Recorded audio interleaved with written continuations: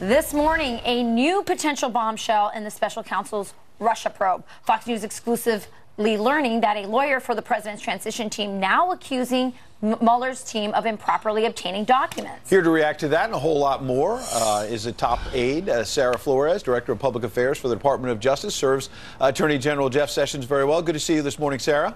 Good morning, guys. Good morning. Let's start with the news breaking overnight. What can you make of this? A lot of people in our audience, a lot of people around the country wondering what is happening with the Mueller probe. You have Democrats saying they're hearing rumors, and they just call it that, rumors, that Robert Mueller is going to be fired. But more specifically, what do you make of the fact that you serve in the Trump administration, the Trump transition team is upset that the special counsel obtained all of these emails? What do you say to it?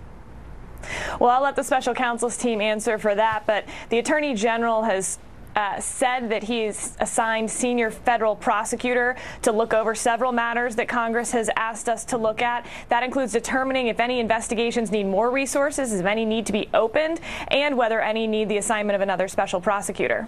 And what do you make as well? We've heard criticism in recent days.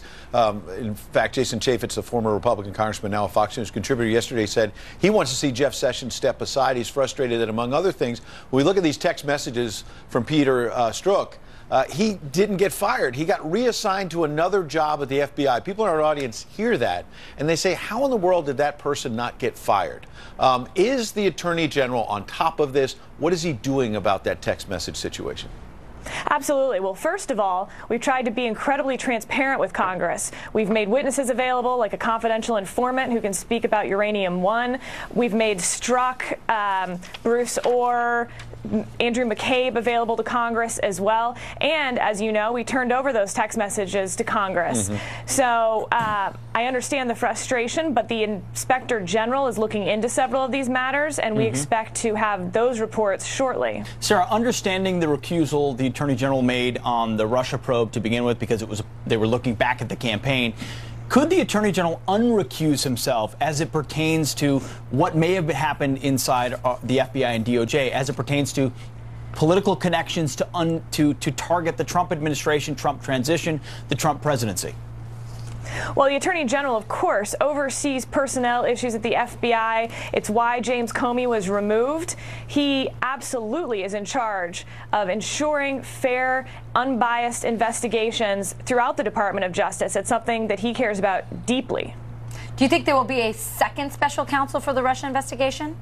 Well, as I said, he's assigned a senior federal prosecutor to look into whether that's necessary. It's very important at the Department of Justice that we not confirm or deny investigations and that we don't talk about them while they're in process.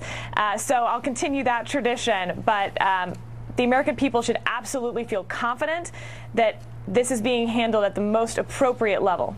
Sarah, moving on to some other big issues the Attorney General is trying to tackle. We appreciate you addressing those important issues as well. But we saw the Attorney General on Friday with the President of the United States at the FBI Academy, both talking about fighting crime across this country, particularly places like Chicago, where it's just gotten completely out of control in some parts of the city. I understand that the Attorney General is making some big announcements coming up. Absolutely. You know, when the president took office, he said he was going to make America safe again. It's one of the reasons why he got elected. And on the day that Attorney General Sessions was confirmed, he sent us executive orders to reduce crime. That is exactly what the Attorney General is doing. So he is starting a 3-state tour today, announcing 40 new federal prosecutors dedicated to violent crime. Over the last 2 years, 2015 and 2016, we saw murders go up 20% in this country. That is unacceptable. And so we are assigning federal prosecutors to deal with this specifically, to target the most violent offenders, and to work with our state and local law enforcement to support them in their work and increase morale throughout the country, because they should know that we have their backs. So, Sarah, just briefly, how does an executive order reduce crime? Well, it told us to target the most violent offenders and figure out how to bring down this crime wave that we've been seeing that has just increased over the last 2 years, in part because other priorities were happening in the last administration. So the Attorney General sent a new charging policy, which will ensure that violent offenders are treated appropriately under the law. Sarah, last question, DACA and what we do with the children of illegal immigrants who are here in this country. Something the president has suggested he wants to find a compromise on. It's gotten wrapped up, as you know, in these end-of-the-year budget negotiations.